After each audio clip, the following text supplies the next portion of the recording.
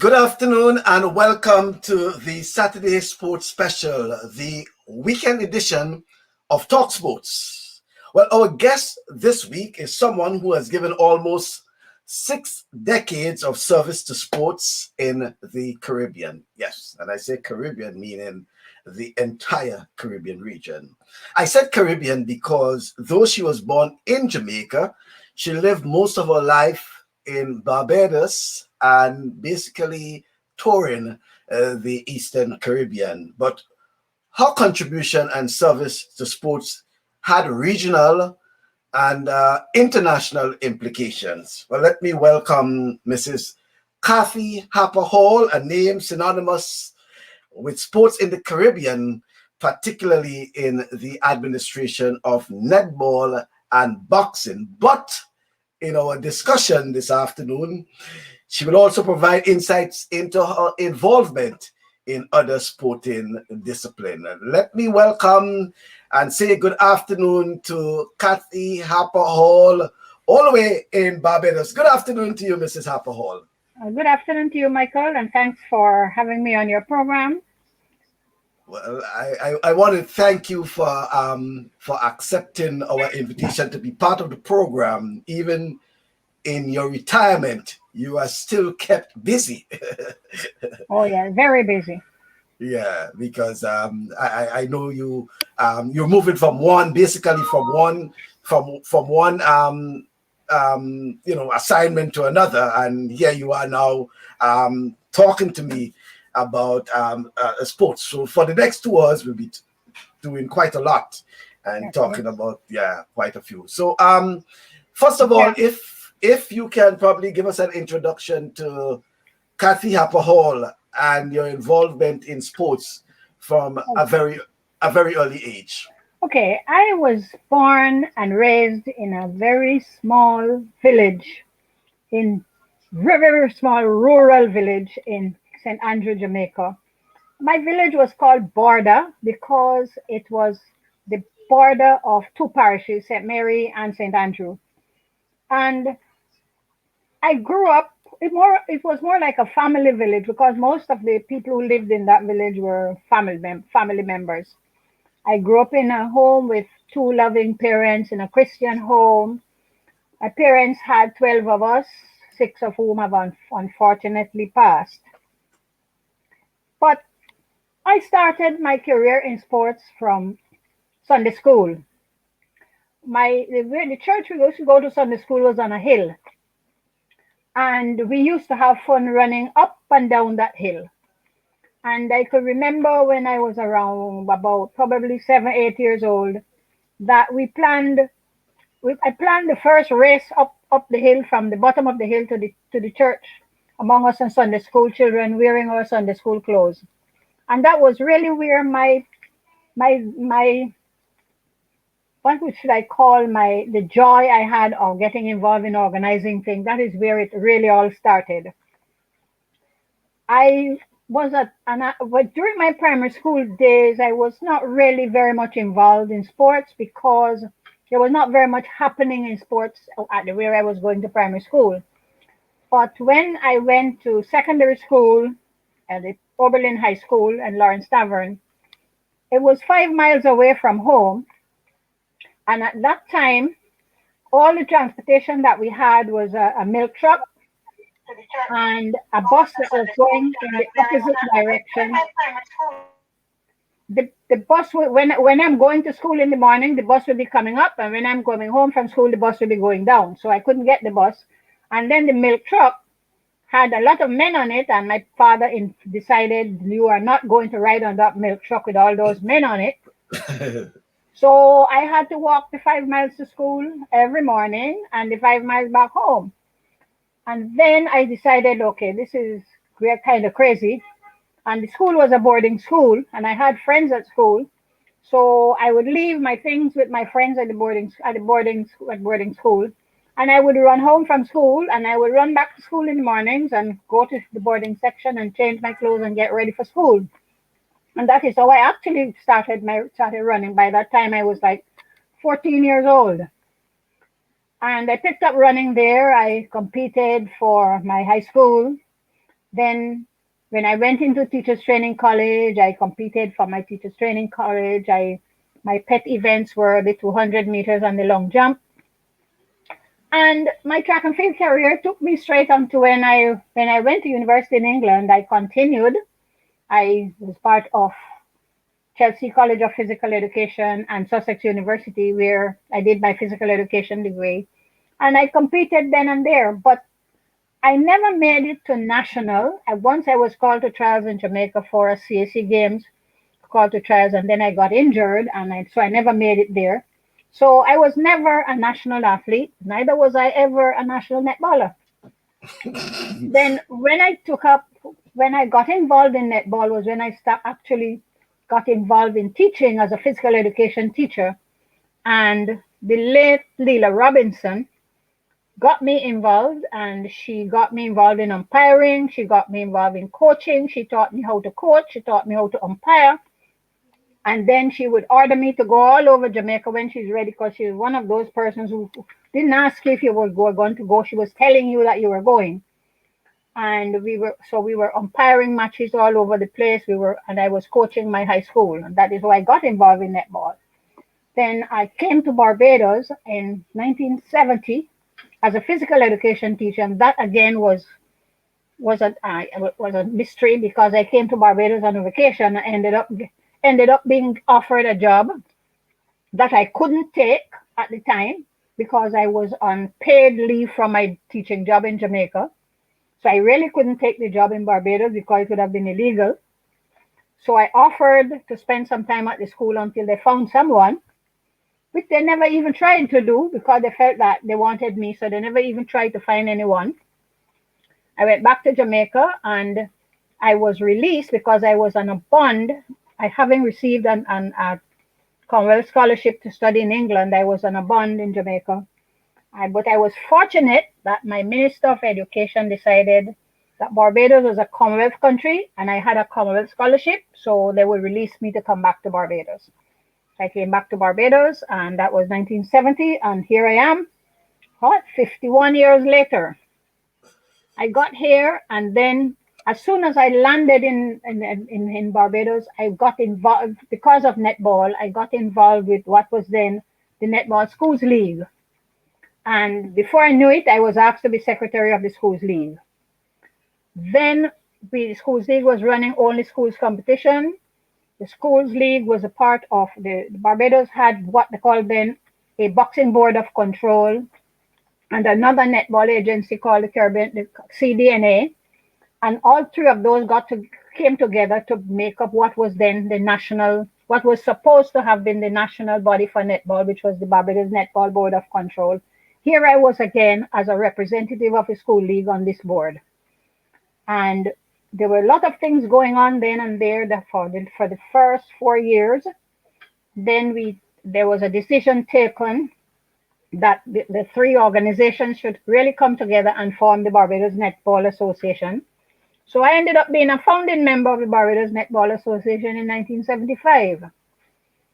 All this time, all my track and field thing had been put aside as far as competition was concerned, but I was working with what was then the Amateur Athletic Association of Barbados. I was in charge of schools competitions. I was the person who ran all the schools league meets. I was at one time an assistant secretary of the Amateur Athletic Association of Barbados. And until this day, I still remain a member of that organization. I pay my subscription every year. I don't do many activities in that organization, but I'm still a member. So I worked with them for all those years. As a matter of fact, I stayed with the Athletic Association of Barbados until 1978. I go back to my netball career, and along came Lystra Lewis from Trinidad and Tobago.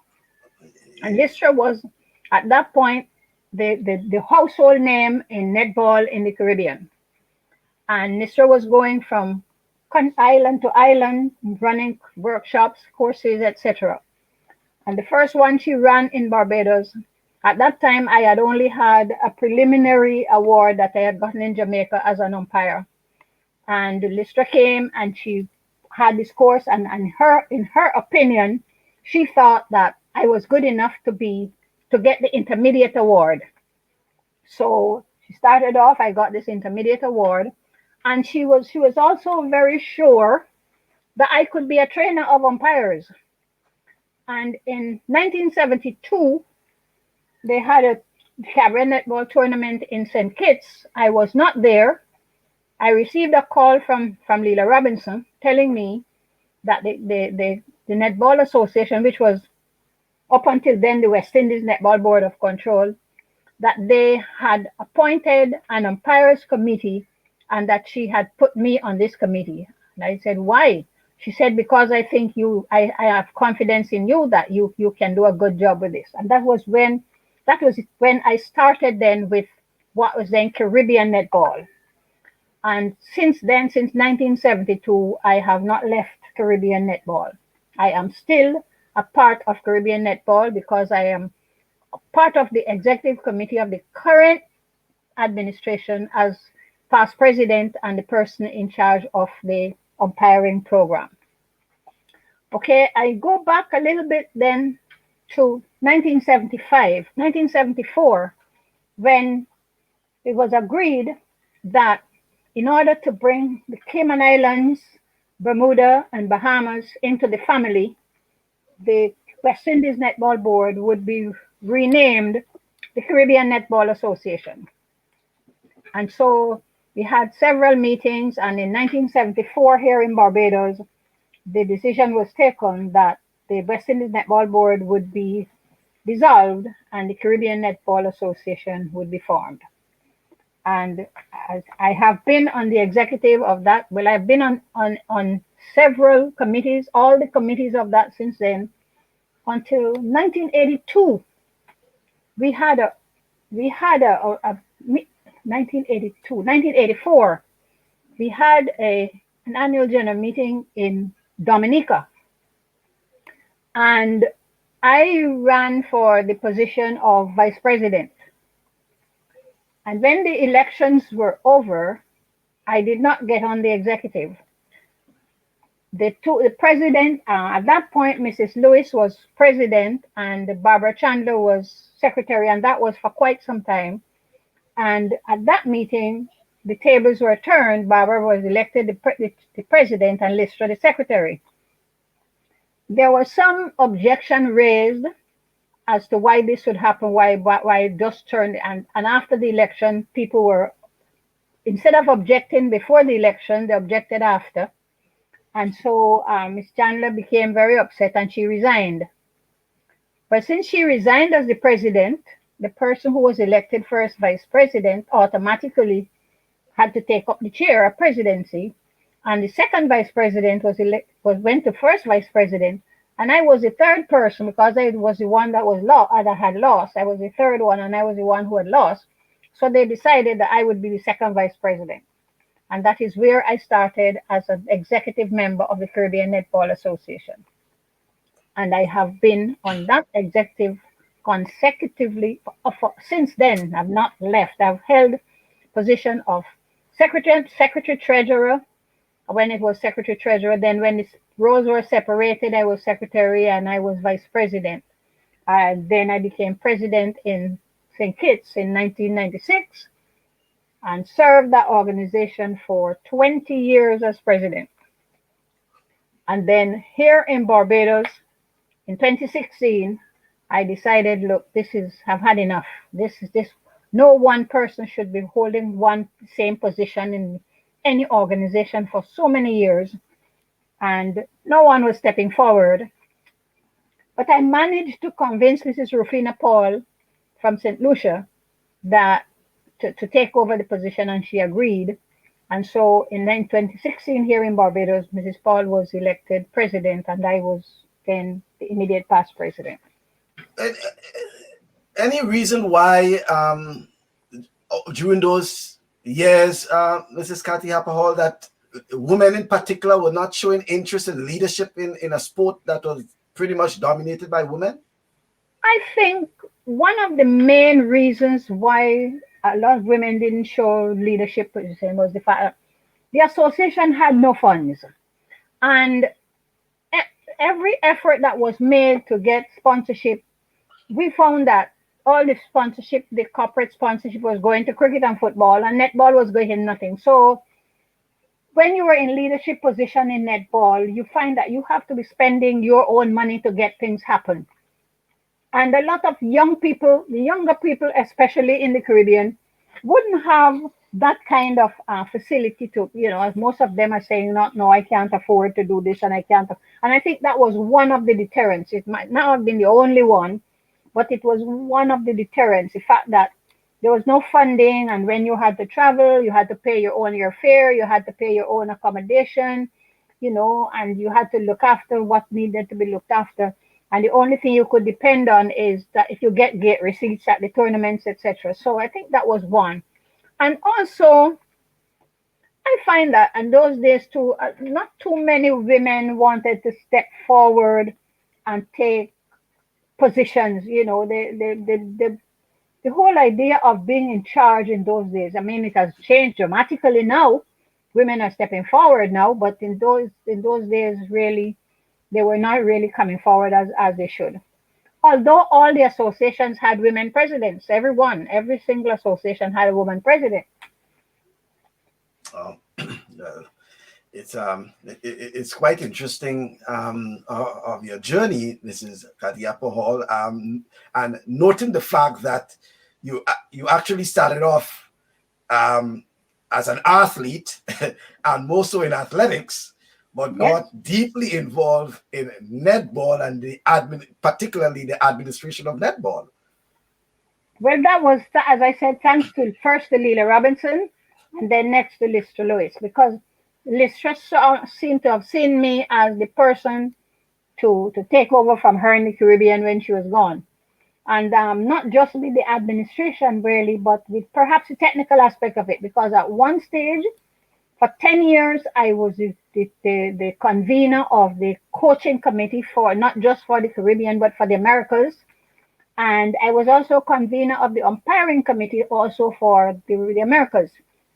And I was the person who was coordinating all the coaching workshops and the umpiring workshops for the region over that period. And then, especially after Lister, were not able to do it anymore, and then after she passed. But her name will always be on my lips because, as I said, while Leela started me, and my finishing school was with Lister Lewis, I really moved out of netball. When I say moved out of netball, actively out of netball in the Caribbean after, well, not moved out actively, but not as much as I used to do after I gave up the presidency. And as I said, I work with Mrs. Paul now, and on the committee as the past president and in charge of the umpiring program. And with my own netball association in Barbados, I was granted life membership some years ago. I was an associate member, and then I was granted life membership, and I am an advisor to the association. But I'm still actively involved and I still take part in activities the Netball Association will put on because, as I said, netball is I wouldn't say it is my first love, it is my other love because boxing and netball are running close as far as that is concerned. From the Okay. point of view of track and field, though, even though I have given up the administration of in track and field, I am still very actively involved. My own club, the United Athletic Club, I have been a member of that club since 1972, and I've served in all sorts of positions in the club. I'm currently the assistant secretary treasurer and an advisor to the members of the club. But I am still an active member of the club because I still run, and I participate in the senior games representing my club. And when I go overseas to the World Championships, representing my country. So I cannot say that I'm no longer involved in athletics because I am, very much so. But at the moment, I think my time has been taken up with that sport of boxing. Mhm. And that has really more or less taken over my life. well, because I meant to ask you, it's really uncommon for women to be involved, especially in the administration of what is considered a male-dominated sport like boxing. So how someone like Kathy got involved in boxing? That is a story all by itself. My family doctor was involved in boxing. And Barbados at that time, that was in 1977, Barbados had what was then what a boxing board of control that was responsible for both amateur and professional boxing. But there was not much happening in amateur boxing. Most of what was happening was professional. However, the chairman of the boxing board granted permission for a core of persons who liked amateur boxing or were involved in amateur to form an amateur boxing association and gave them the autonomy to form this association separate and distinct from the boxing board, which means that that organization would be responsible for amateur boxing and the boxing board would continue to be responsible for professional boxing. Now, the boxing board, which until today remains the same, was set up by an act of parliament. My family doctor was the person who started off to lead the group that was going to form this amateur boxing association. They started to put their constitution together, and they appointed. They had a meeting. They elected a secretary who was a police officer, and that happened in June of 1977. In September of 1977, the secretary became ill and he was hospitalized. The boxing association was having a meeting. My family doctor called me, asked me if I would come and take the notes, the minutes at the meeting for them. And I said yes. I went and I took the minutes. Of course, at that point in time for me, boxing was barbaric. It wasn't anything that I want to be anywhere around. But because he asked me to come and take notes, I decided I would go and take the notes. I took the notes, I wrote the minutes, handed it to him. He went to the next meeting, and from the minutes, they decided, oh, this person looked like a good person to be secretary. She could write good minutes. And I thought, wait, was that a criteria for being secretary because you could write minutes? No. When my doctor asked me, I said, that because I can write minutes don't make me the person to be secretary of the Boxing Association. He said, okay, well, come and take the minutes at the next meeting then. And I went and I took the minutes at the next meeting. And this thing, every meeting I'm supposed to be taking the minutes. But as far as they were concerned, they had me on their paper as the acting secretary. And so that was where my journey started. So I said, if I am going to be around the sport, then I need to know something about it. So this was September, October, November, December, January, February of the following year, 78.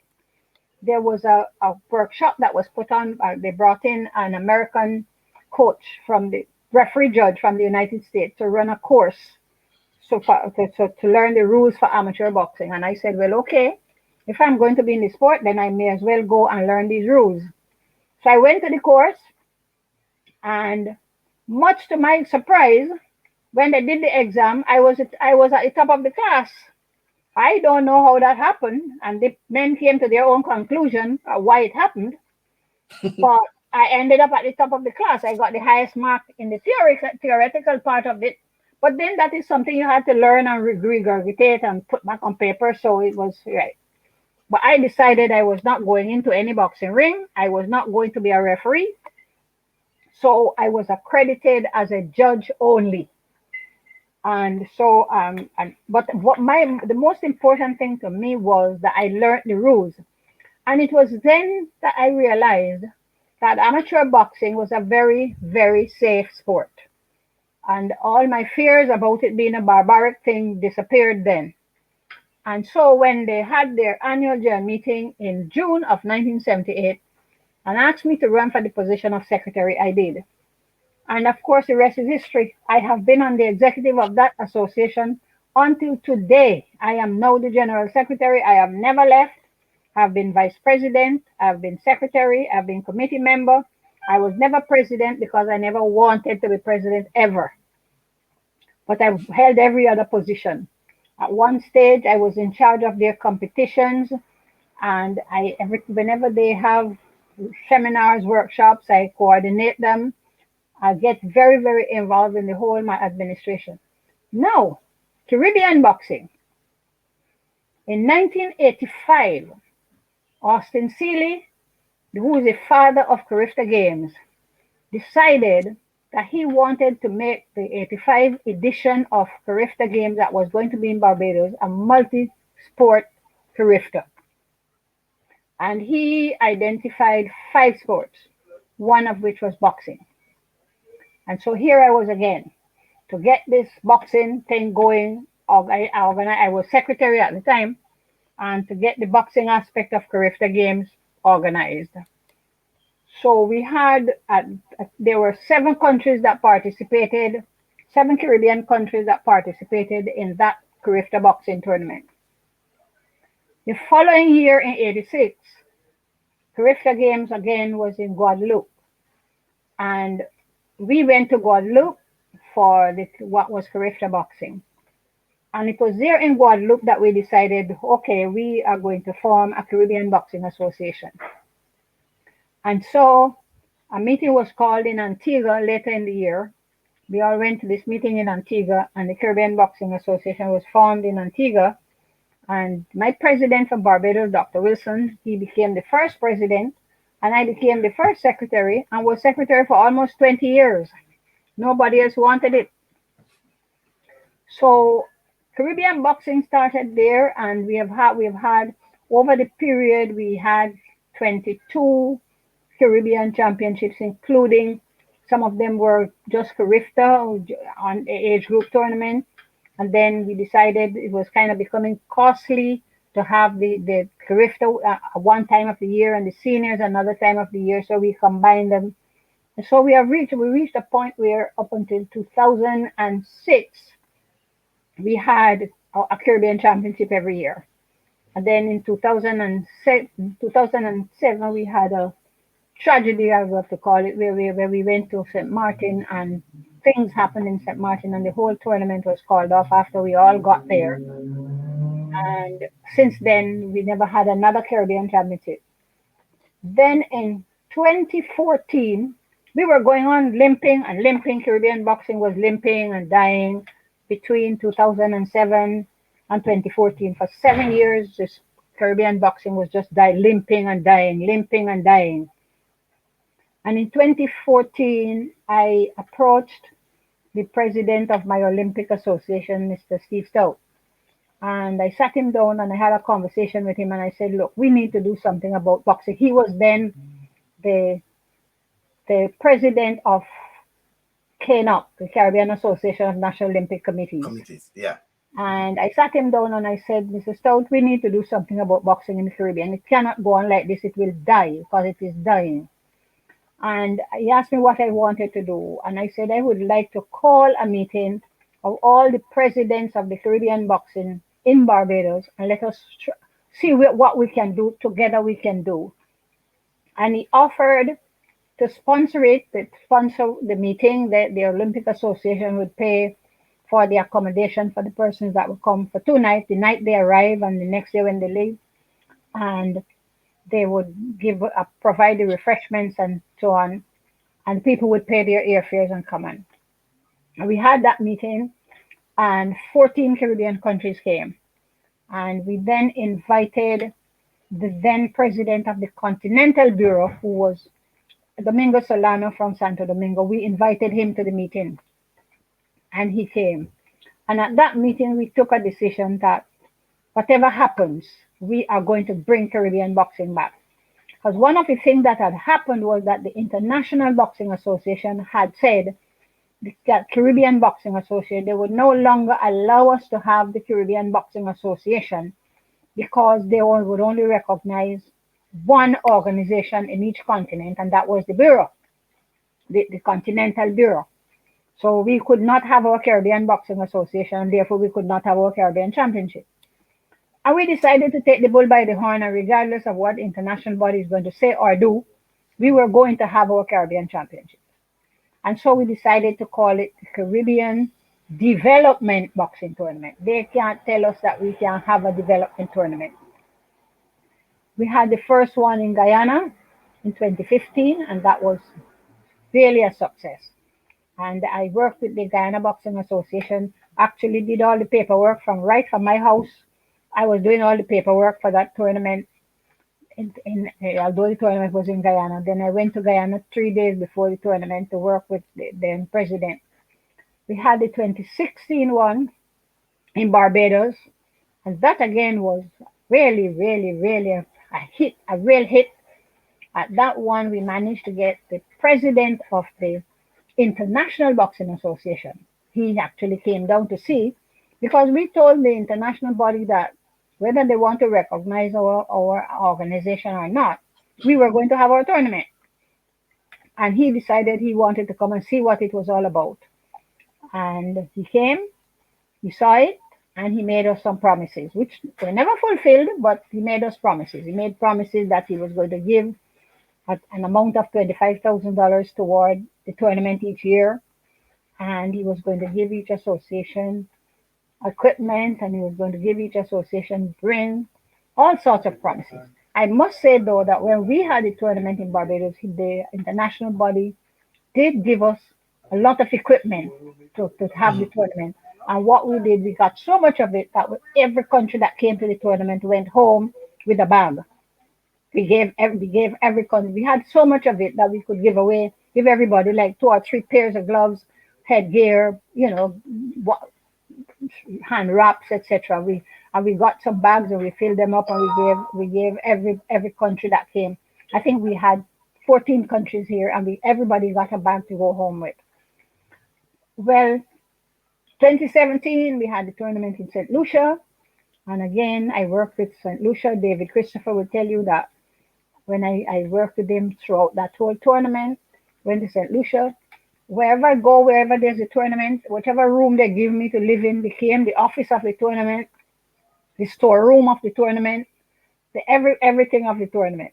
And we worked with St. Lucia and we got that one going. 2018, the tournament went back to Guyana. Well, I didn't go to Guyana in 2018, but 2019, it was in Trinidad, and there I was in Trinidad again, assisting in Trinidad. So for boxing, boxing has been the sport that has really taken over my life now. um, I wanted to just get some comments here. Someone is saying that commendable work and a fine example of Caribbean exchange. Eliminate all inter-island travel and employment barriers.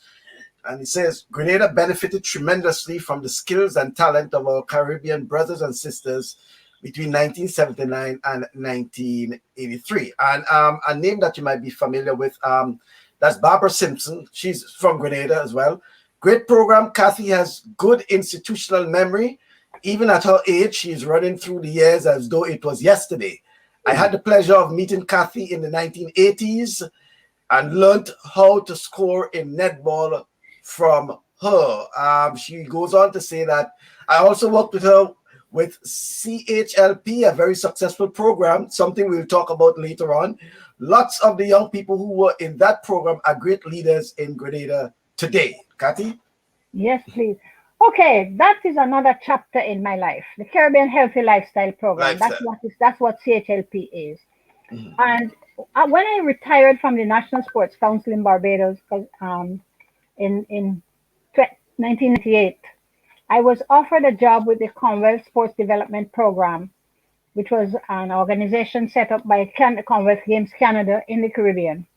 And I was offered a job as executive director for the program. And one of the projects that we developed from that was the Caribbean Healthy Lifestyle Program. And that started with netball. And initially it was a netball program, and it was for girls only. And it started with the under 16 netball tournament in Jamaica, where the idea was to have workshops with the girls and have sessions with them in leadership training.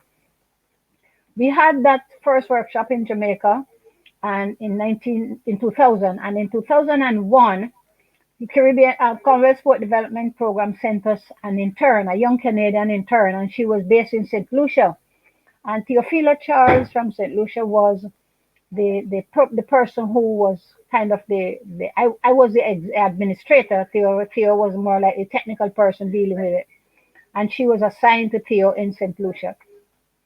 And the St. Lucia under 16 netball tournament netball team that was in Jamaica in 2000 took it upon themselves to decide that they were going to work out what the program should look like. And with the help of this Canadian intern, they started to develop a manual. And they decided that when we had the tournament in Grenada in 2002, sorry, in St. Vincent in 2002, that they would be, in 2001, that they would be the ones who do the delivery of the topics to their peers. And so that group of young people from St. Lucia traveled to St. Vincent in 2001, and they were allowed to run the program. And they ran it. They ran that program. I remember now the same president of the Caribbean Netball Association, Mrs. Paul, her daughter Safia was one of the ones who was in that particular program. And there was Roxanne Snyder from St. Lucia. There were quite a few of them, and they all decided that they were going to do. There was Julieta Gonzaga. They all decided they were going to take over this program, and they did. When we got to Grenada in 2002, then that was when the program took a totally different turn, and we decided then to start identifying youth leaders and train these youth leaders. And over the years, that program trained probably about 500 young youth leaders across the Caribbean. And in every Caribbean country, the 10 Caribbean countries in which we work, we have these young people until this day who are shining examples of what leadership of the youth leadership should be like. The program has once Commonwealth Sport Development Program closed the office in Barbados and stopped funding the program, although we couldn't do the workshops anymore. But the children themselves, the young people themselves decided, for they formed chapters in every island. There was a chapter, and they tried to stay together as much as possible. And although some of the chapters are no longer functioning, I think Trinidad and Tobago still has their chapter, so calm. St. Vincent still has theirs going, but basically most of the chapters are not functioning, but the young people are functioning. And here Barbara talk about the leaders in Grenada. We have young leaders in Grenada who are shining example of what young people should do for their countries, and they all came out of CHLP. The children have young people. I keep calling them children. I'm sorry, they're not children anymore. They have come together. However, they have their what they know with the WhatsApp thing now. They have their chat, and there's so many of them, like hundreds of them on that chat, and they communicate with each other all the time. So their friendships remain. They plan reunions. Sorry, they had a reunion last year where we had, I think it was 135 of them were at a virtual reunion last year. And 2017, they had a reunion here in Barbados. The one last year was virtual because of COVID. And they are now deciding to get the program going again. And only a week ago, I had a conversation with Safia, and she's getting ready in April to bring together a core of them to relaunch CHLP. Mm-hmm. So CHLP is still alive. It might not be alive the way we had it before, but it has done its duty. I can tell you CHLP has done its duty because it has served young people. Across the Caribbean, it has taken me to 10, as I said, 10 Caribbean countries that we have had chapters in. And I have these, I call them my children. I have my children. We trained trainers. We have a core of trainers that work with the children. And I must say that arising out of that has given me some people to work with me with the current program that I run in Barbados, which is called Sport for Life. But we'll talk about that a little later in the program, because that is another program that runs along similar lines. Right, yeah. And folks, just in case, now Mrs. Cathy Harper-Hall, just before coming on to this program, she had a 3-hour session prior to that. So, and even at her age, in her 80s, she is still fully engaged, you know. 83 to be precise. 8 to 3. Could you imagine that? 8 to 3. And it's a Saturday. And, you know, you will think that Cathy is still, you know, fully employed and, you know, because she keeps going. But I'm glad she mentioned this because I want to just read something here that about Cathy, in that she served as assistant secretary and meet director to the Athletics Association, that's in Barbados, for several years.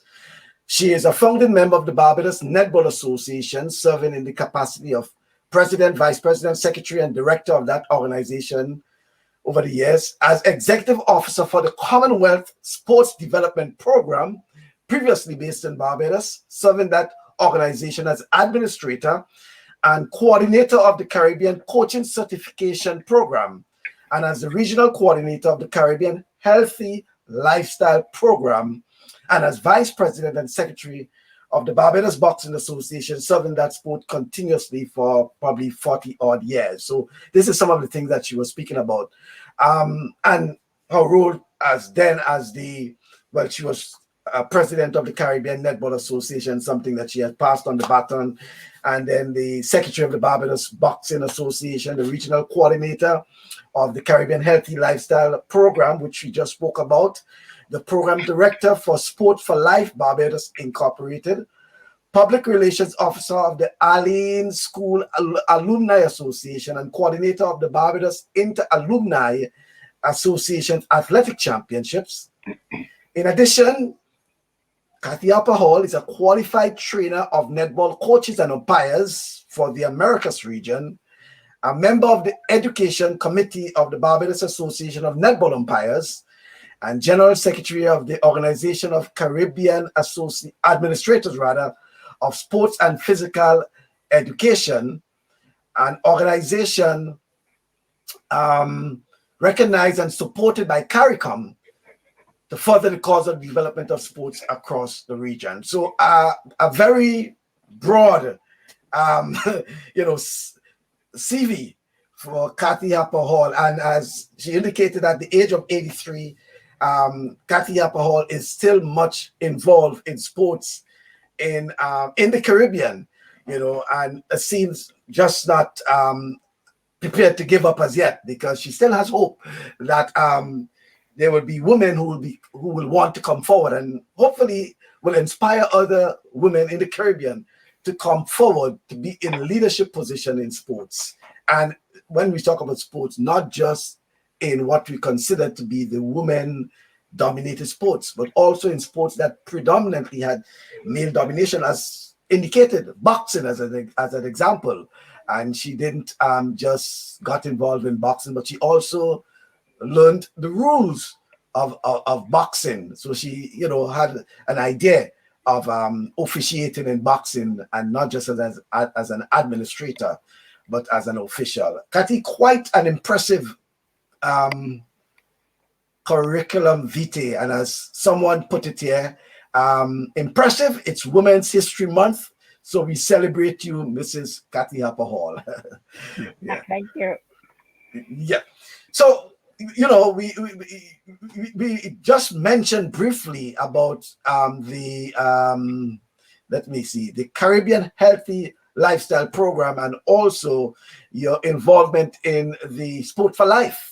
The Sport for Life, which basically, as we indicated, it's an extensive program, but especially in Barbados, an extensive program which gives the young women or young people that are involved, and their involvement in mathematics, English, reading, information technology. They're exposed to craft, drama, cricket skills, self-defense, and the whole works. Let's talk a little more about this program. Okay, Sport for Life is a legacy program of World Cup 2007.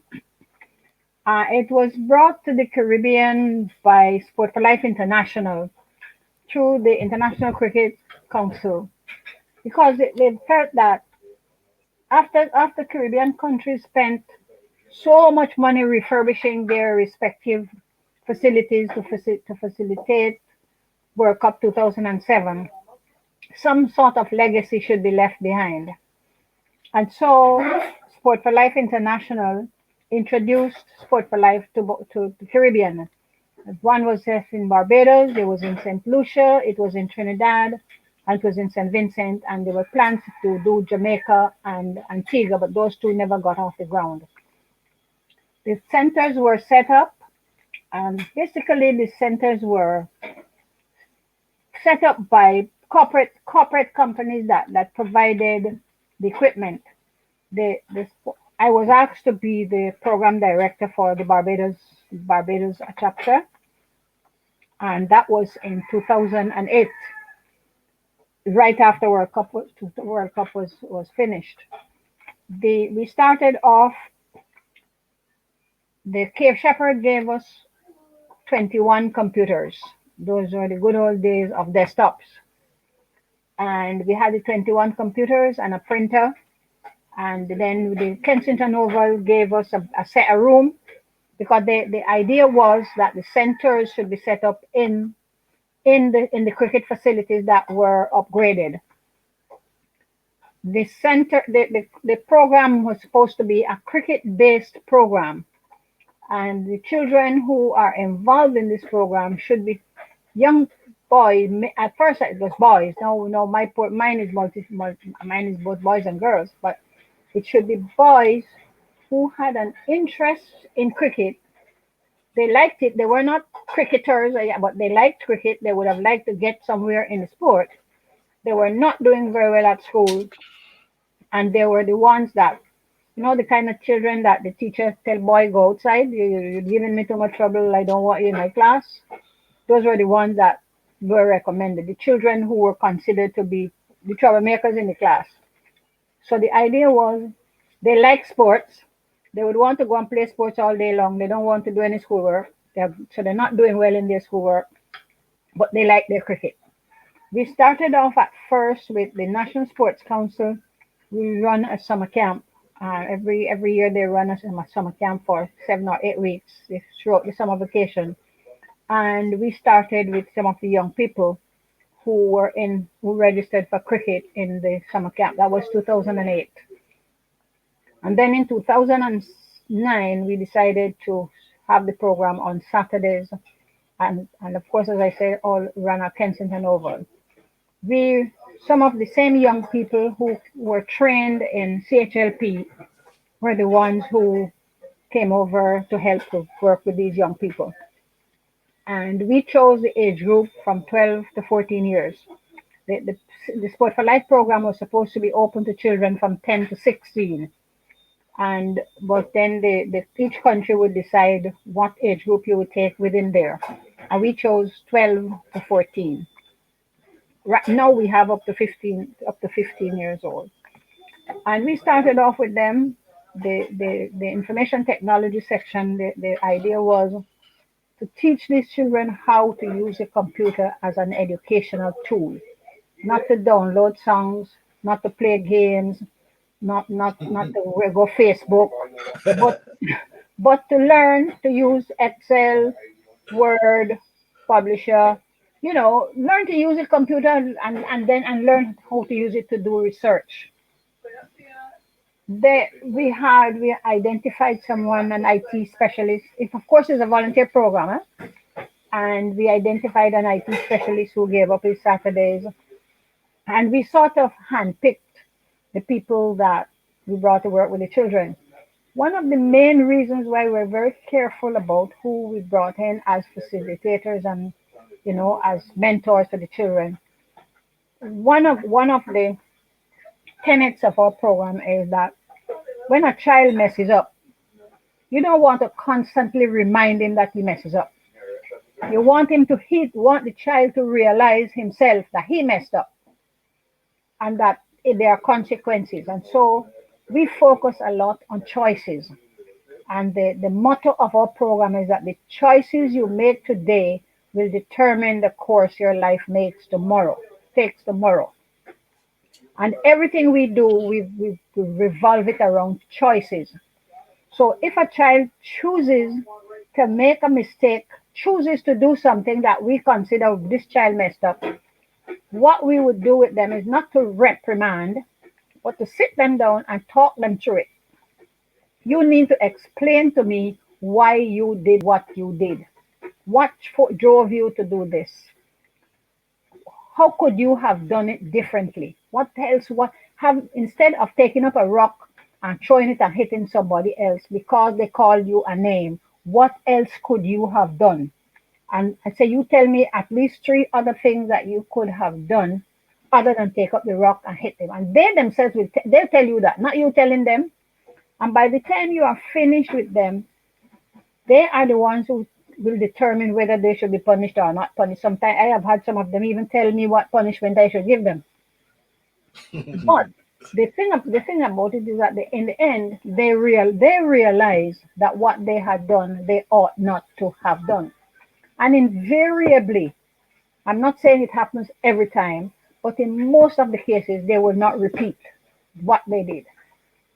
And we also set it up in such a way that the children are in a safe environment where they are free to come and tell you what is bothering them. Why are you behaving like this? What is going on with you? And so we have heard some real, I would call them horror stories of what goes on in sometimes in their very homes, and how and some of them just cannot cope with what is happening in their homes. Some of the children that we have, the greatest challenge that they have is the parents that they have. What is going on around them. And so our role is not just to impart the maths and what we do is remedial work, to back up what they do at school. But our role is not just to impart the maths and the English and the IT and the life skills to them, but our role is to help them to be better people and to help them to manage whatever challenges they're having. And so with COVID, although COVID is going on, we have our session. I told you I had a 3-hour session this morning. That was my Sport for Life session. We still do our sessions with them every Saturday. And even though those children are online Monday to Friday, are doing schoolwork, Saturday morning, bright and early, they're on. And what we have been doing recently is we have them in small groups, 2 or 3 of them in a group with a facilitator, and talk them through things that are going on with them and do little exercises with them and so on. And they're enjoying it. This morning we had what we called a talent show, and every child had to display a talent. It was amazing.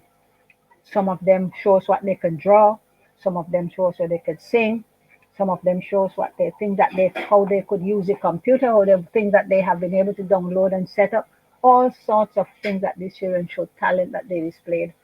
So, Sport for Life is a special, very special program for me. And we identify people, staff members who know how to deal with these children. And believe it or not, we have a group of 30 children and we have a staff of 15 people. And another feature of Sport for Life is that the children who go through the program, when we spot leadership potential in them, we bring them back in the program as interns. And they have a special session for their leadership training where we try to improve on their leadership skills, and at the same time we teach them how to give back. So they in turn help the other children. So they serve two purposes. One is for their own personal development, to help them to further their own development, and the other is to show them that they need to give back. Somebody gives to you, you need to give back. Okay, well, that's quite interesting, and I also see that it also involves, apart from the basic life skills, self-defense, and table etiquette, among others, which very much welcome, especially for those young people. Kathy, some comments here now. Lincoln Deputy is saying the search is over. Kathy seems to be the answer. to the That is administrative interesting. rules of West Indies cricket. Sorry, Mr. Skerritt, we're making Mrs. Harper-Hall the That is next West interesting. Indies president. You Well. That any is not interest? that is not in my on my bucket list. Okay, and well, here is one now from a name familiar to you, Vida Bruno Victor. Kathy has really been a very hard worker in both sports. She has been a very devoted administrator and a kind person. She has led the way for others to follow, and I wish her well. I always wondered what was her drive to continue in the sport, but I knew it was her love for people, especially young people. I wish we had more people like her in the Caribbean. Kathy? Oh, I have known Vida for so many years. When Vida was playing for Grenada, I've always admired her. And then she went into the Olympic movement, and Vida is a force. Vida herself is a force with which to be reckoned. Right. And Bob's is saying, that's Barbara Simpson. I believe Kathy wants to continue to age gracefully. I guess as much admiring your 83 and going strong. And Yes. from the president, yes, she will be the president of the Grenada Netball, the new president of the Grenada Netball Association, Alison Miller. What a woman, what strong and bold leadership. I join in applauding her and her continued involvement, efforts, and support. We say a big thank you, Kathy. Thank you, Alison. Right. And if ever, for me, and and I saying that now, in that if ever there was, and I don't know if there is a CARICOM, I know you have picked up the Barbados Special Medal Award, and that was after many years. We should have probably something for CARICOM for people like Kathy Harper-Hall and others who have given off so much of their life to the development of sports in the Caribbean. Kathy, during your sojourn as president of the Caribbean Netball Association, you year after year you made the appeal for the involvement, and not just involvement, but for the support of netball, because it seems as if netball was a forgotten sport, especially when you look at football and you look at cricket and other sports in the region. There seems to be more support, even from governments. But interestingly enough, you made the claim that part of the problem has to do with even women themselves being part of the problem, women not coming forward, women not pushing. And you believe that the success of the sport lies with the involvement of women. And you added to that governments and the corporate, bodies, sponsors in particular. After all these years, Kathy, has anything really changed in terms of the support for netball in the region? Okay, first of all, let me laud the Eastern Caribbean Central Bank. ECCB has been supporting netball in the OCS countries for a number of years, and that is the closest that we have come to getting real corporate support. So I want to take this opportunity to say thanks to the Eastern Caribbean Central Bank. And as a matter of fact, this year they went a step further, because of the fact that they couldn't have the tournament that they sponsor for the OCS countries each year because of COVID, they offered the funds to sponsor training and development for young people across the region, and they were able to do workshops in umpiring, coaching, and governance. And not only did they do that, but they allowed the OCS countries to open it to other countries. Bermuda was open to Bermuda and to Cayman Islands that didn't have the kind of strong program that the other like Barbados and Trinidad and Jamaica would have. So I have to say that before I say anything else. No, I think it is beginning to change from the point of view of women's involvement, because recently I have noticed that some of our women we have come together and we have realized that we must work together as a team to get things happen. And so One of the things that the Caribbean Netball Association has done, we have put together a core of persons, which includes the ambassador to the UN from Dominica, the Honorable Lorraine Banis, and a few others of us have come together to put together a strategic plan for the region. And the support that we are getting from the remaining members of the presidents of the Caribbean, the Caribbean Netball Association, the Netball Association across the Caribbean has been tremendous.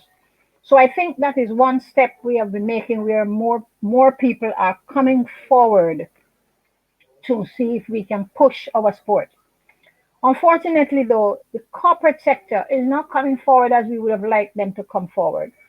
And a couple of years back, the Caribbean Central Bank, the Caribbean with the bank, they have given us some help, and we have they helped us with the umpiring, this funding to help us to get the umpires to tournaments and so on. But somehow we are not getting corporate support. In individual countries, you get clubs being sponsored by and of course what they call sponsorship is really donations. But you have a lot of netball teams in countries that carry the name of an organization of a company. And in one or two cases, the national tournament may be sponsored. In the case of Jamaica, I know that although all is not 100%, but Jamaica gets a lot more support from corporate support than perhaps the rest of us. But I think in the Caribbean, our corporate entities need to come forward some more and put some more support. After all, it is women. I remember during my presidency that I went to a company like Sol. Women buy gas to cook their food. Men don't go buy no gas. It's women who go and buy it. And so women will drive cars who buy the petrol. I'm talking about the cooking gas and then the petrol and the everything. Women spend so much money on what Sol produces. And we went to them to seek sponsorship from them, and they never even bothered to respond any further than to say sorry, but we can't. And I was so disappointed because even if they had said, well, we can't give you what you asked for, but we can give you 10 cents, but nothing, nothing, nothing. And there are other Caribbean organizations that women support because netball is a women's sport. Yes, men play netball as well, but it is basically a sport for all women and girls across the Caribbean. And until our corporate entities recognize that they get so much support from the women and they need to support the women, then things are not going to move as we would have liked it to move. Mhm. And speaking about that, you think that sports and well, as we see in Jamaica, is considered a way of life because of the whole approach, and you Yep. think it's something that is different to other countries in the Caribbean, or what it is that the Jamaicans are doing that the others are not doing when it comes to sports. It is not the same way it is, as you may say, a way of life in Jamaica. I don't think it is the same. Cricket, yes. When you say cricket, you're talking to everybody in the Caribbean. In some ways, when you say football, you're talking to a majority of people in the Caribbean. But the other sports are in pockets, and it is unfortunate, but it is true. The sports that a sport like netball that should really be seen as a high profile sport across the region and get top of the line assistance is not being seen, is not seen that way. And you hear people saying, oh, they don't market it well, or the women don't do it as they ought. But what more, we have done as much as what the men have done to market this, we have done, to market netball. But then we don't get the response that the others get. And why it is so, still to be found out. We don't know. Maybe someone can enlighten us as to why why we don't get the kind of recognition that, say, cricket or football gets. Well, that seems to be $1 million question. It is. And it's something that, has lamented over the years as to why women sport, woman dominated sport, in fact, and especially a sport that, as you said, played or geared towards women and young girls in particular, have not received that sort of recognition, especially from regional governments, except probably for Jamaica, that is considered a league of their own because of their rankings. And talking about that, are you um, disappointed that after, well, and not that you have left the leadership of Netball, because you're still part of the current executive as a past president, but that we don't have more Caribbean countries rank in the top of world netball? I am disappointed, but at the same time, it doesn't happen overnight, and we have been working on that. There was a time when only Barbados and Trinidad and Jamaica had ranking. Now St. Lucia has, St. Vincent has, so we have more other countries that have ranked now, and I think it is growing. The sport is growing, and I think there was a bold move on the part of the OECS countries when they decided to change the format of the under 23 tournament and make it a ranking tournament, so that the international body gave them permission to play it as a ranking tournament, so they can play more matches so that they can get ranking. And I think the plan now is to open it a little bit to allow the other countries like Jamaica, Trinidad, Barbados to participate as they can as guest teams, but to provide additional competition, because you can't really grow if you just play people that you can just beat up, So you want people who can beat you up too, for you to grow. So the whole idea of allowing these other countries now to come in and play as guest team, they won't be able to win the OECS to be OECS champion, but they certainly would provide. They will get additional competition for themselves, and they will provide additional competition. So I think that is a good thing, and therefore that is another step toward moving some of our countries up the ranks. We also need to play more netball in the region among ourselves. As you know, from years we had the Caribbean netball tournament that we used to play every year, and then it went to every 2 years, and now we have not had one since 2004, because most of the tournaments now are being done by the Americas Federation of Netball Association, but most of those tournaments are qualifiers. And so, there are some countries that feel, well, fine, I'm going to participate in this tournament just to get a chance to play, but I know I'm not going to qualify. And when you go to sponsors to go and participate in a tournament that is a qualifier, and they realize that you are going there, and Jamaica and Barbados and Trinidad and St. Lucia and Grenada are going to be there, they are saying, but why should we sponsor you to go? They have to make such a strong case to be able to be allowed the funding to participate in these qualifiers. Whereas when we just have our Caribbean tournament, it's just our Caribbean tournament, and you go and you play and you get your experience and you go home. So that in itself has probably set us back a little, the fact that we no longer have our Caribbean championships. But I think the door is wide open now for more countries in the Caribbean to get a ranking. And I noticed that 2 or 3 years ago, Grenada took the bold step to travel to Europe to get some competition, and we probably need to do more of that. St. Lucia did something similar. We need to play each other some more too. Yeah, more of the Yeah. intra-regional stuff, Yes. right? Maybe the idea is to have some quadrangular and some triangular tournaments, among ourselves, quick weekend tournaments where you play 3 or 4 matches and go home, and go back to the days when you don't have to pay all these big hotel bills. You can put teams in homes and put them up.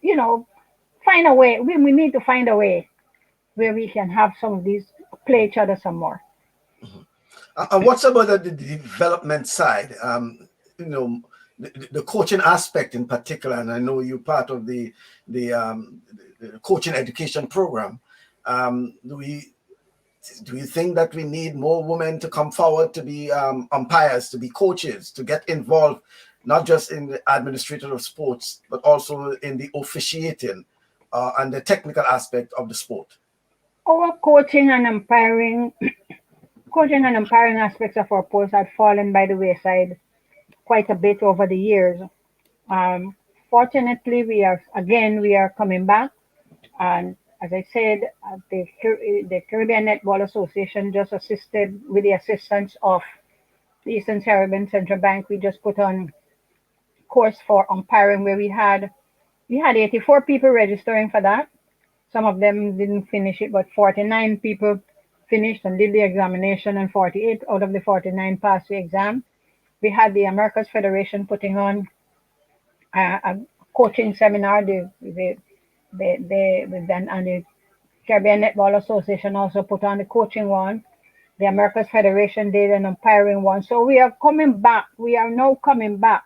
That aspect of the sport for the entire region. For instance, I think we only have four international umpires, and we need to get back to the stage where we have more people aspiring towards getting to the international level and moving up the ranks.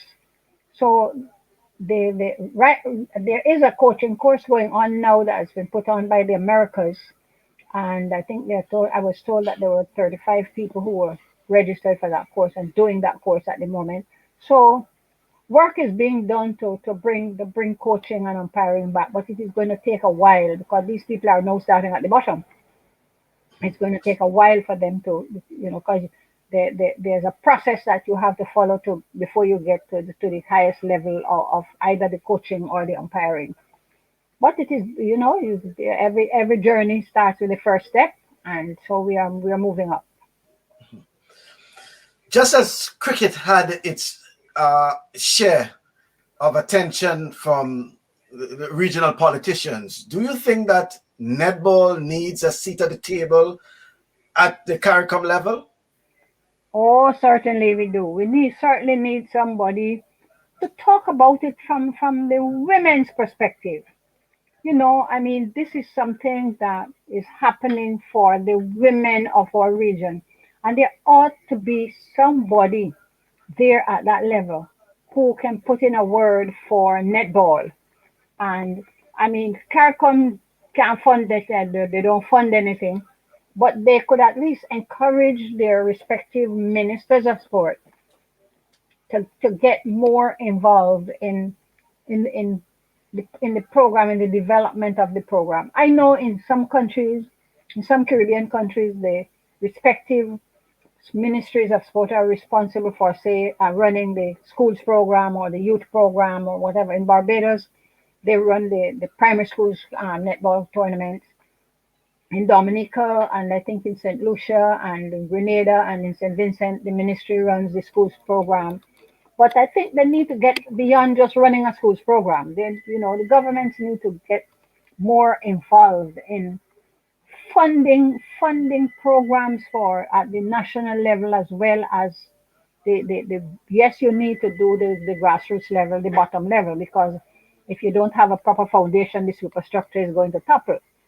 But I'm thinking that if while you are looking after the bottom, when if you bring them to the top and leave them, then you might as well not have a bother with them at the bottom.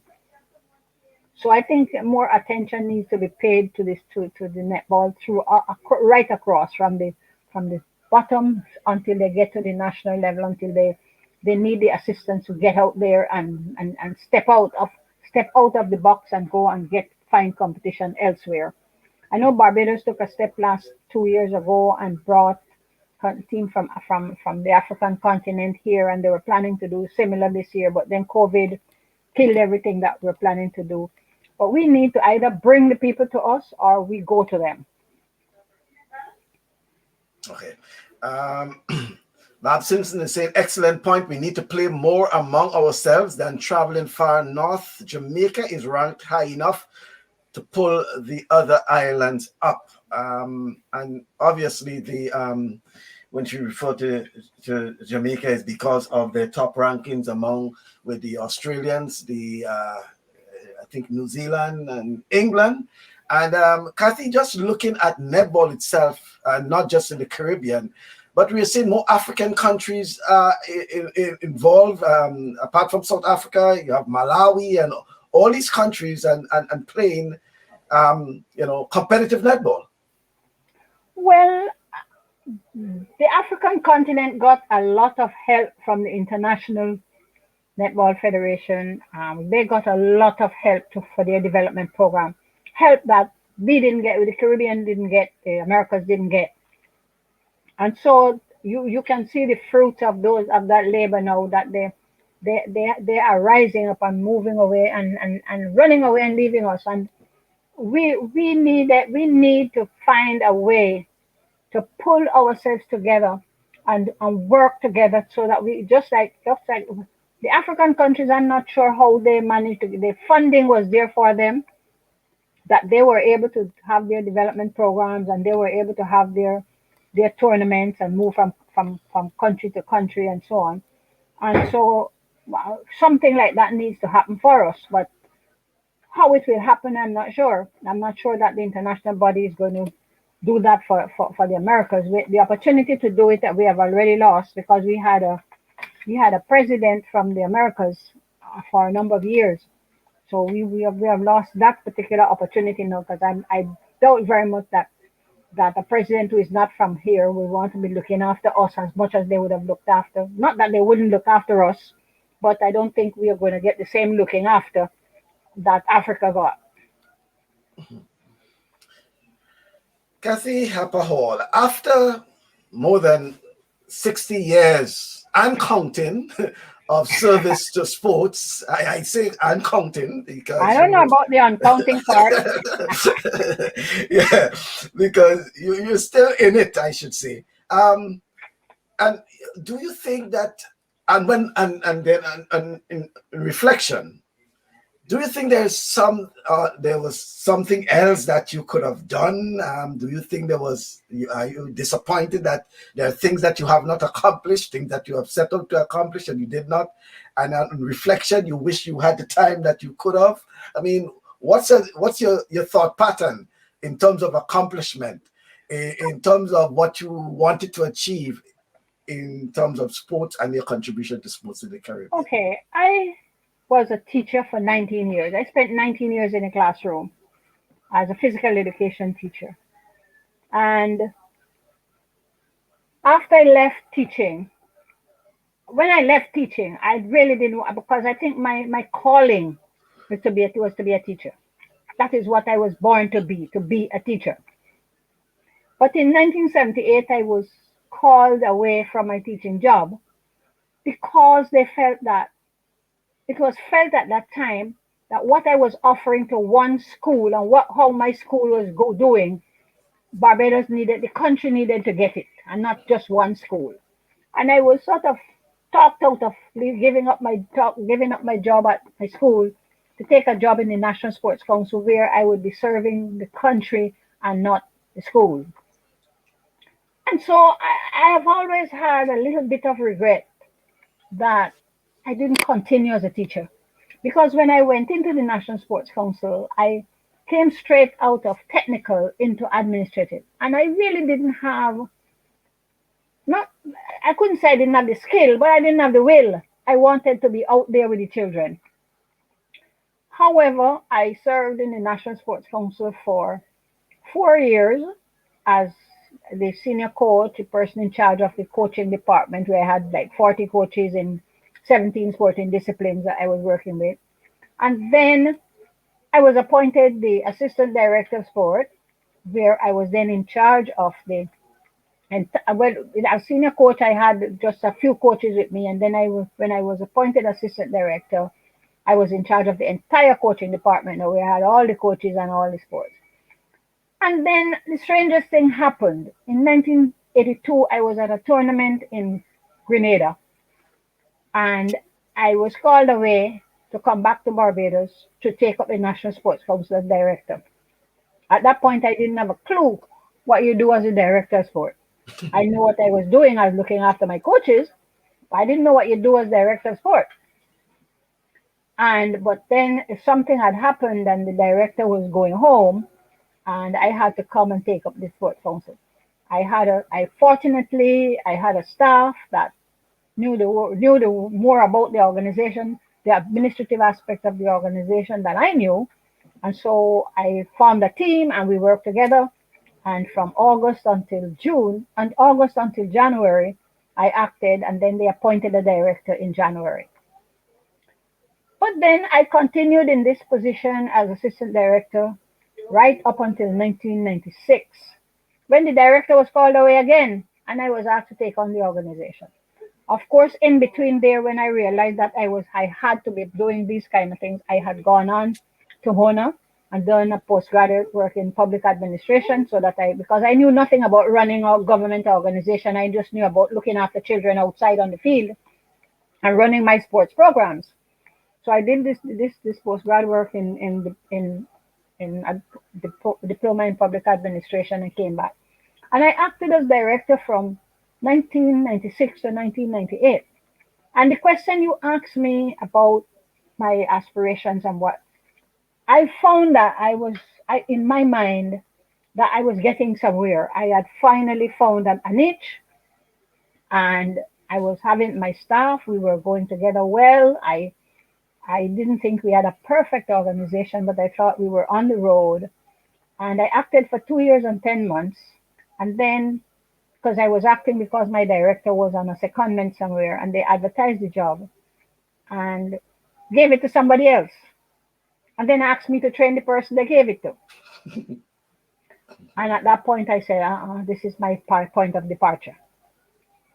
So that was when, that is my accomplishment. I really thought that I had reached a point where I would have been, if I had been appointed as director, that I would have been able to make a much more significant mark in the whole area of sport management and sport administration. It was not to be, but it opened a door for me. And there's always a saying that when one door closes, another one opens. And sometimes many more. Right. Because after I decided that once I was not appointed in this position, and I didn't want to remain in the environment anymore, and I left at the end of June because I retired. I decided to retire, and I left at the end of June, and by September I was in this position with Commonwealth Sport Development Program, which gave me the opportunity to see 7 different African countries, which I would never have seen if I was not working with them. Gave me the opportunity of traveling to South America, about 4 different South American countries, the entire Caribbean, every Caribbean country, including Saba and St. Eustatius and Nevis. And this, no matter how small, it gave me the opportunity to go to every Caribbean island. It gave me the opportunity to go to Australia twice, New Zealand twice. So I'm saying that one door closed and another door opened for me. So while I did not achieve what I thought, I didn't reach the goal that I had set for myself, that I would have got this particular job and I would have been able to do another 5 or 6 years in this organization, serving this organization and bringing it to the point where I would have liked to see it. It launched me, it sent me on a different direction. And so out of every disappointment in life turns out to be an appointment elsewhere. If we go back to the comment you made regarding the sport itself, Lincoln Deputy is saying, lobby the International Netball Federation to make some rule changes to bring some more excitement to the game. Like basketball, allow anyone to shoot and score. Some scores could be 2 points, other 3 points. Imagine back in the day, our girl Vida standing at the middle of the Tanti netball court and firing a long shot and scoring. I think is it something as what we call it, the Fast Five now? Yes, the Fast Five allows that. Right, Fast five allows you, and which you is get like is almost like the 2020 of cricket, right? yes, right. The fast five is the T20 of cricket, and it Right. allows you to you have your it allows you to shoot and score. You can have your doubles you can score 2 points and all. Okay. The- Uh, Alison is saying that yes, Kathy, I can identify because those of us who worked in the public service have gotten accustomed to being bypassed. And oh, yes, depending on how we handle it, several doors can be opened up. Yep, So, yep.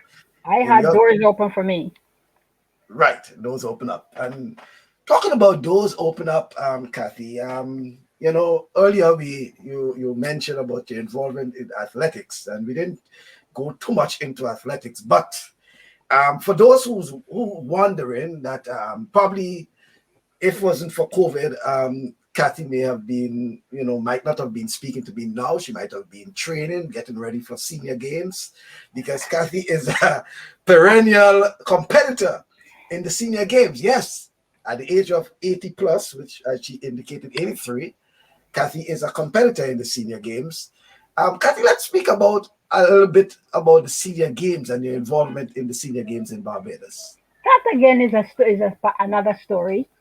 I I had not competed since I left England in 1969.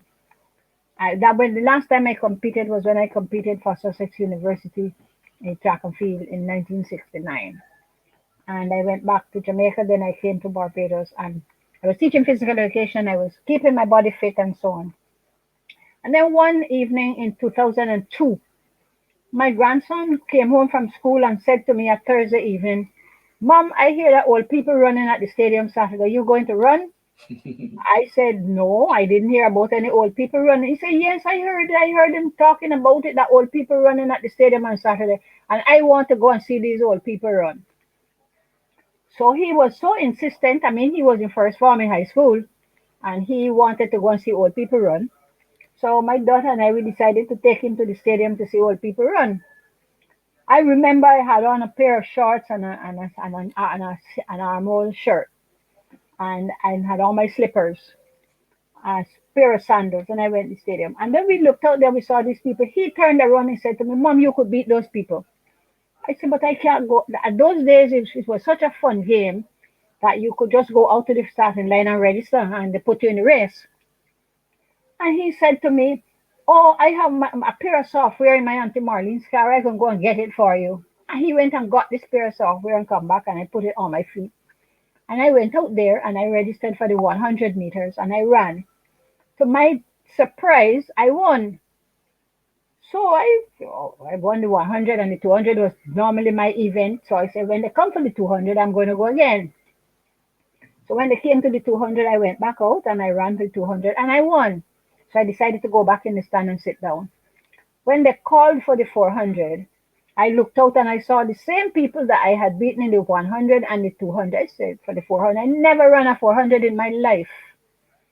He said, "Look, I'm going out there to jog this 400 with these people." So I went out there, and again, to my amazement, I won this 400. So I said, "Okay, if this thing is going to go on, I'm going to take it seriously."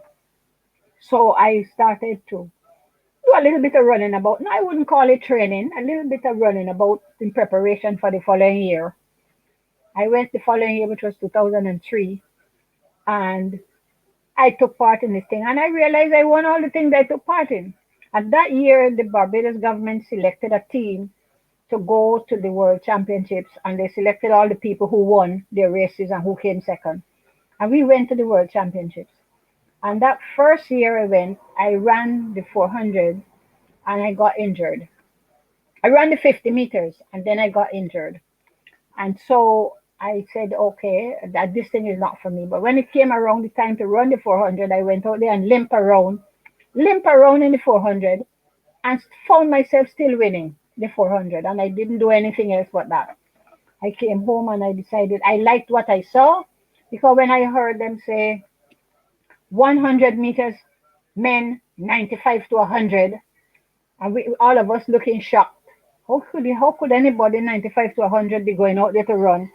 And when the people went out, we saw people getting down in starting blocks. Man, 95 years old, getting down in starting blocks. And that really motivated us to take this thing seriously. And after that, I started to train. I have 87 medals that I have won at World Championships. And I can't tell you how many I've won at local and regional. And I train 3 days a week. Well, right now, for the last 2 weeks, I haven't done anything. But even despite COVID, I was still doing my training. But the last 2 weeks, I don't know what happened. But since I got the vaccine, I just don't have any energy to go out there. I don't know. It hasn't affected me really, but since the day I got the vaccine, I haven't trained yet. And I promised myself to start again Monday. But I normally train 3 days a week, and I train very seriously. I take my training very seriously. You know, when we have a coach, a group of us train together, and we have our coach, and when we go to train, we train very, very seriously. You know, we run.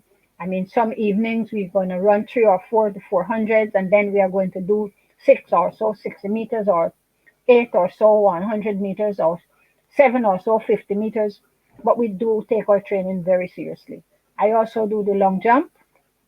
I do this, start the broad jump, and I throw the discus. And I have had medals in all of them. I've had medals in the broad jump, I have medals in the discus, I have medals in the long jump, the 100. And I've taken up running the 800, believe it or not. So I run 800 and 400 at the World Championships. It's a 3 day championship, and I find myself doing 7 events over the 3 days. And most times, I medal in all 7. Folks, you hear it at 83. Well, I wasn't always 83. I know, but at 83, you're still thinking about returning to training Oh, yeah. and getting yourself shape up. This photo, Yeah. That was what part of the promotion when we were planning, when we were getting ready to go to the 2018 games. okay, That was cycling and tennis and track and field. right, okay. Oh, do you think, Kathy, that on a serious note, that this could be something that other countries can get serious about and probably have a serious and well-structured regional senior games? Barbados had one, we had one, and we had 10 Caribbean countries participating. St. Lucia had an active one. St. Lucia one was extremely active. As a matter of fact, St. Lucia used to have thousands of people in the stand to watch it, but then since the hospital was burnt and they had to use the stadium for hospital, they never had the games anymore. Trinidad have senior games, and when we had the regional senior games in Barbados, it was well attended, and our government here had planned to have one last year. They were going to organize a Caribbean one last year, but then again, COVID messed up everything. But I think it is something that each country should take very seriously, because you have people out there who are. You don't have to be fast, When I run my 100 meters, I tell you, my 100 meters is like 19 seconds and 20 seconds. It's not that I'm doing at 12, at 10 or at 12. It's 19 and 20 seconds. I'm running 100 meters in, but I'm running my 100 meters, and I mean, I'm feeling good running it too, So it is something that, that I think that other countries should take up and come out and do it. Things like throwing the disc, because some people, in part of our game, sometimes people just throw a cricket ball. You come and throw the cricket ball. You throw the discus. You do the shot put if you want to do it. You do the javelin if you want to do it. The long jump. You don't want a long jump. You do the broad jump, where you just stand up at the front of the pit and jump in the sun. Some people barely make it, but they're having fun. And it's a lot of fun getting out there, and people in your own age group. And the way that they structure the age group, you go from 50, you have to be 50 years and up. And you go from 50 to 55, and you go up in 5-year bands. So you find that you're competing with people like for me now, I'm competing with people from 80 to 85. So everybody in my age group is 80 to 85. So I don't have to worry that somebody 50 years old is going to come and beat me. I only have to concentrate on people who are 80 to 85. So people can, others can come out and get involved in it. Babs, you can come out and do something, Babs. Yeah. Well, just not Bob's and Allison and Vida, all of And them can, Vida, all of yes. them, even though some of them may fit into different age groups, but yeah, it's something Oh yeah, fit into I'm your age certain. group. Yeah, they're saying we need an elderly race in the stadium, and that's referring to Grenada. So much fun.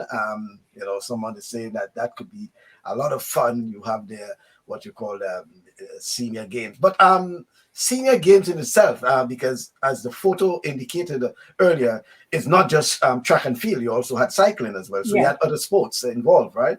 Yeah, we said of our team we have cycling, we have 1 year we sent badminton, we sent swimming, we sent cycling, we sent table tennis, we sent tennis, and track and field, basketball, we're a basketball team. So I think we have about 7 or 8 sports that we send when the team goes to the world championships. That the basketball is 3-on-3, and our team play in the age group like 60 to 65. They check the basketball team for the youngest player in the team that you have to participate in the age group of the youngest player in the team. So you don't want to put a 50-year-old with people who are 65 and 70. So but when we go as a team, and it is 2 weeks. It is expensive to go, but it is fun and a lot of fun. Trinidad goes every year to the World Championships as well. We know that Trinidad goes, Bermuda goes, Bahamas go. Those are the only Caribbean countries I see there, along with Barbados. Hmm. And Uh, it is our ministry that is responsible for elderly affairs, older people. It is not the athletic association or the government or the Ministry of Sport.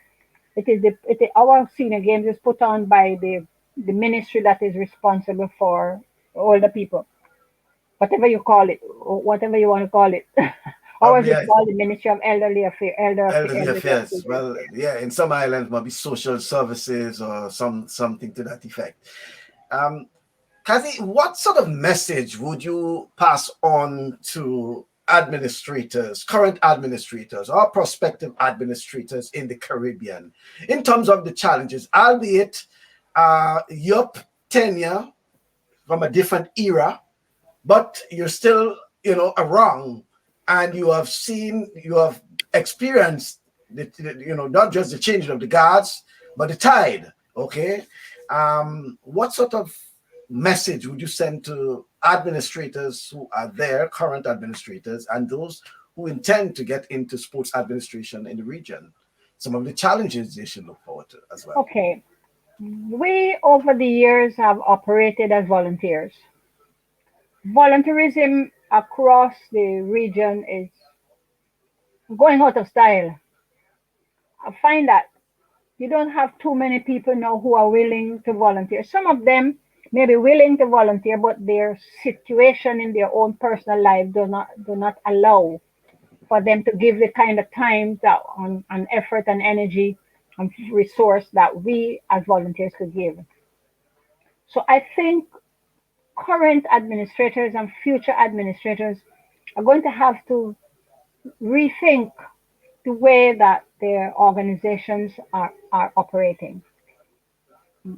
We have to now get out of depending on volunteers to run our associations. So I think that we may have to begin to come up with ideas of how we can at least find some way of, I would say, a venue where we can have stop. We will have to stop running our association out of the boot of our cars and find some form of office space somewhere, whether we're going to share it with some other organization or we're going to find out if our government could provide it. Somehow we have to get innovative, and we are going to have to begin to think of how we can start by paying at least one person to do some of the administrative work and take the pressure off the person or persons who have to do it voluntarily. The secretary, for instance, I am the general secretary of my boxing association. And sometimes it's a 24/7 job. For I used to wonder sometimes if I was not retired, I had no 9 to 5 job and no little children to look after, how would I would have managed with it? So I think that is one area I would have advised our administrators to start looking at how we can change. We can move away from just just volunteering, depending on volunteers, and do something differently. Also, I would think that we are going to need to spend more time on governance, how we govern our organization, how we choose the people who govern our organization. I think we have gone beyond the point where people just turn up at our meeting and say, I beg to nominate Mary, just because Mary is my friend. I think we probably need to put some job descriptions in our constitution about who qualifies or not qualifies, especially to hold senior positions in our organization, because the way that we are going now, we need a particular type of skill to be able to manage organizations. So those are the kinds of advice that I would give to people who are taking over organizations now. Yeah, but it's still a challenge for some sporting disciplines. Unlike football, for example, that where most of the football associations in the Caribbean have fully paid staff. They have a secretariat, and in some cases they own their office space and things like that. So a sport like netball, as one example, probably boxing another example. I don't think they have that luxury as as football. No, because So football gets that kind of assistance from their international body. These other sports don't get it. If you get what football would not have been able to do what they are doing if they were depending on their own country, their own governments, and their own tournaments that they're running. But because of the support that they get from their international, from FIFA, they are able to do these kind of things. In okay. Barbados, our athletic association has their office. But there seems and there our Dominoes Association have an office. I don't think any more associations apart from cricket and football that have any office anywhere.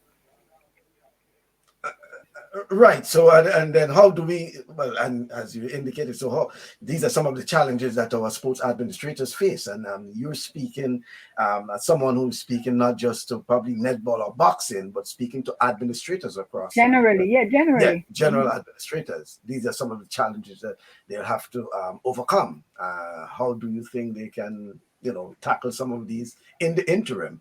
Um, If the sport has, for instance, in our case of our swimming has we have an aquatic center, and the swimming association will have an office in the aquatic center. So if you have a tennis has a tennis center, and I would think that they would have an office in the tennis center. But if you are managing a sport that doesn't have a base, a center, we have a netball stadium, but we don't have an office in netball stadium. It wasn't even built in such a way that you could have a proper office in it. So the thing is that unless some kind of provision is made for the sport at that level, at the governmental level, it is going to be difficult, but it has to be something that they have to think about. We cannot continue running our sports out of the boot of our cars. Um, Alison is saying, Kathy, you could not have said it better. And administration requires persons with the know-how. And Lincoln Deputy is saying, excellent point, Kathy. Volunteering is good, but completely run volunteer organizations is an amateur concept that has run its course. If we want to take our sports and cultural development to another level and to compete with the best in the world, we must at least semi-professionalize our organizations. And I am agreeing 100%. We need to. Just recently, my boxing association, we at one of our executive committee meetings, we thought that we would find a way to appoint someone. We said we would start at like 2 days a week or 3 half days or something, and find a way to buy a printer and a laptop and put it somewhere in a room somewhere where the person can come and take some of the administrative work of the secretariat and not just the secretariat but also the treasurer, because you're handling funds and you need to have somebody who's going to keep those financial records, and you have to have somebody who's going to keep all the other records. And so we have been thinking about that. I mean, we're not sure. We are hoping that our Olympic Association will help us. They have some special funding that we call an administration grant, and we are hoping that from the administration grant we may be able to pay somebody for like 2 days a week. And that is also one way of training somebody else to take over from me, because that is one of the problems that we have, finding somebody to take over. Everybody keeps saying, oh, it's so much work. I can't do all of that work. I don't have the time. I have my job. I have my children. So it may be some way to of training somebody else to do the job. So, Kathy, I'm getting the impression that I mean the administration of sports in the Caribbean is very challenging, and for some people, you know, results are only what they expect in terms of performances, right? The results, but in the background, there's a lot to be done, and serious challenges faced by administrators in the region, and even to the point where you're saying that some people are very reluctant to get involved. Yes, because it is challenging. It is very. I mean, you have the people who want to get involved to get their name in the newspaper that they're on a committee. You have those, and those will really readily come forward. But that's all they want. They just need to know that their name is on the list. But to get committed people who are going to you can delegate responsibilities to them. That is hard to find, and so it makes it very, very difficult to depend on the volunteers. I think if they were being paid to do it, they may have given you a little bit more, a little bit more, a little bit more. Not you don't get much more when you get paid to do it either, but you probably will get some a little bit more than if you were volunteering. But it is a challenge. It is very challenging to run to the administration of sport in our part of the world right now is very, very challenging because times are changing, things are changing, rules, sports, at the top level, the level of sport, of rules are changing, the level of administration is changing, international bodies are coming with different pressure, putting pressure on you to meet certain requirements. And unless you have people who know what they're doing and know how to handle it, you're not going to get very far. Mhm. As we get ready to wrap up, Kathy, and let me use I want to be guarded in terms of calling you a former sports administrator. Let's say a former active sports administrator, because you're still involved some way or the other. What sort of advice would you give to the well, and this is not just sports administrators, because some or the other, as a former administrator yourself, you have been interacting with sportsmen and sportswomen all over. For people involved in sports in the region, and by the way, we're talking about cricket, we're talking about football, netball, boxing, sports in general. This sort of commitment, that expected, the sort of discipline, again, times have changed. And a lot is expected now. To some extent, some sports are more professional than others. Junior time, you might have seen some of them move from amateur to professional. What sort of advice would you give to these young people in particular who are destined to be professional sportsmen and sportswomen in the Caribbean? First of all, they have to really decide whether they are doing sport for recreational purposes or they want to move on to international, regional, and international levels. Once they have decided that they want to get beyond recreational sport, it takes a lot of sacrifice. They have to eat right, they have to train right, they have to take care of their health. They have to get enough sleep. They have to stay away from alcohol and stay away from drugs. And the sacrifices that they have to make if they want to remain at the top of their game. In most sports, they have coaches who put them through regimes, and they will have to be able to be guided by their coaches and their managers. They would also have to bear in mind that there are anti-doping rules, and there are anti-doping that certain some certain items that they cannot put into their bodies. No matter how much they like them, they can't put them into their bodies, and they have to be aware of what these are. And they have to be aware of what what competitions they want to be in, and how they want to prepare themselves for these competitions. It calls for, as I said, it calls for a lot of sacrifice, and it also calls for a lot of knowledge. One of the things that I have found is that a lot of our sports people do not know the rules of their sports. And so when they get called on certain rules of their sport, they tend to be upset and frown because they do not know why they are called. So our sports people need to get out there and learn the rules of their sport. A lot of them do not know how their respective associations operate.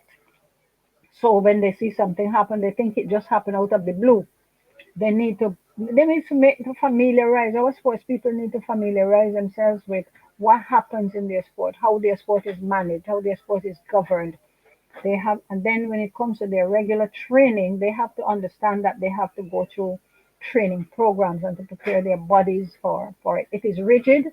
To prepare your body for competition, it is rigid. It calls for sacrifices, and they have to be able to understand all of that. And as Barbara is saying, that commitment is important. You might find someone with the skills, but then they are not committed. The young people are looking for rewards or Yeah, payments. Yeah, yeah. I think They want it's to get too far too fast. yeah.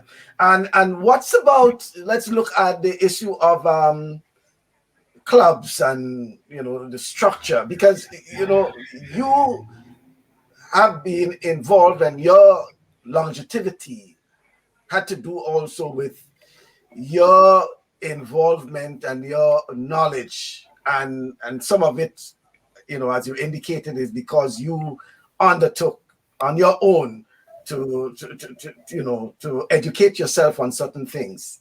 But we have seen, over the years, the demise of the club structure in the Caribbean to some extent. Tati, is something that you believe that we should probably see more of in the different islands where we have strong club structures. So by the strong club structure, we will be getting more and more people, quality people, who are committed in terms of leadership position in sports organizations. The club structure is the foundation of most organizations. And in any country, in any sport that they do not encourage clubs, then they really have a problem, because the clubs are most time the training ground for the administrators. Right. You learn to run your club properly, so you can branch out from running your club to come and run an organization. But then it depends on how the club itself is run. That is why, for instance, in here in netball in Barbados, we try not to take teams. And if a team comes from a community or wherever and say they want to join, we say okay, but you give you you take you for giving them a time. I give you time to form yourself into a club. And if you have to meet that kind of criteria, because it is a club structure. I belong to a club, and I have belonged to my club since 1972. My club is United Athletic Club, and we are a club, and we train our people in our club so that they can take over positions, move out of the club, and take position in other organizations. And I think any properly run club will do that. So if the association encourages the club structure, then they are strengthening their own base. In boxing, we have boxing gyms, and we encourage the gyms. The gyms have their managers and their coaches and their club secretary and so on. And even though they may not have a big, long written constitution, some kind of rule which govern how they operate. So that when they come into the organization, they understand that there are rules and regulations that they have to be guided by. So you Yeah. can't, we can't do away with the club structure, Mhm. or we shouldn't. We shouldn't. Yeah. Okay, then. Well, I want to thank you very much, Kathy. I know it has been a long day for you. I want to Too thank long. you for being part of the program. You know, your 3 hour session earlier today with the young kids, and now almost 2 hours with me. You know, providing insight into Kathy Harper-Hall, 60 plus years of service to sports, not just to Barbados or Jamaica, but to the Caribbean. And again, I'm saying if ever there was my CARICOM award for service in sports, I will hand that over to Kathy. With I don't think I have any space in my house to put any more awards, Michael. I have too many of them already. Yeah, but well deserved, Kathy. But I want to thank you for all that you have given to sports in the Caribbean, not just netball, not just boxing, athletics, and in other areas as indicated. And I want to wish you all the best in terms of the healthy lifestyle. You know, that's the more I read Thank about it, you. and I want folks. In fact, someone asked how they can get in touch with you regarding that program itself. I think You, it was, you yeah. can give them my number or my email address, Yes, I and they will. can I would love to learn more about your program, Mrs. Kathy. Your passion and drive is contagious. Yeah, so I will do that because I think it's very telling, and I think it's something we should try to get more of in the Caribbean. Want to say also good afternoon to Joseph Pereira, who has been looking on. He did say hi to. Oh yes, he did say hi to Michael and Kathy. Hi Um, Joe, hi Mr. Pereira. You have been Joseph. He's foreigner two. I am foreigner one. Those are the names we have for each other. Foreigner okay, one. I'm foreigner one because I came to Barbados before him, and then he's foreigner two because we were two foreigners. right. And I'm giving quite a lot in terms of service to the Caribbean. And Joseph came from Guyana, From Guyana, right? Kathy came from Jamaica, and you know provided quite a And we lot. were two foreigners trying to make our names here in Barbados. And we were considered foreigners, right? When we first came. Oh, at that time, yeah, Yes. And yeah. so So that's how we got the name foreigner one and foreigner two. okay, so even at your sojourn with the National Sports Council, because you started there, right? No, I started teaching. With teaching, I was Yeah, we're teaching. teaching, but then in terms of sports, in terms of your direct involvement in sports, I Yeah, think the yeah. National I Sports went into Council. the Sports Council in 1978. 1978, right. Okay, then. Well, Alison is saying thank you, Kathy, and all the very best to you Thank you from so much. footballers in Grenada. That's the president of the Grenada Netball Association. Thanks, Alison. And Bob just said, well done, Kathy. Great works, great program. I feel motivated just listening to you. Well done. Thanks, Uh, Babs. Try and get back, say HLP back, Babs. yeah, I know they will. They will do that. She will do that. I think you imparted quite a lot for folks who are inspired and well motivated to at least to learn more about the program because Thank I you. think it's something that people should know more about, and I wish it's something that other islands can really adopt because it's needed more now than ever before. And Okay, we're getting ready to relaunch it. okay, and that's post pandemic, post Yes, COVID, you post know. COVID. Well, it's going to be relaunched virtually. Okay, right, right. That's good. And I guess as much with the virtual involvement, it will also mean that you can have more participants involved in it. Sure. Yeah.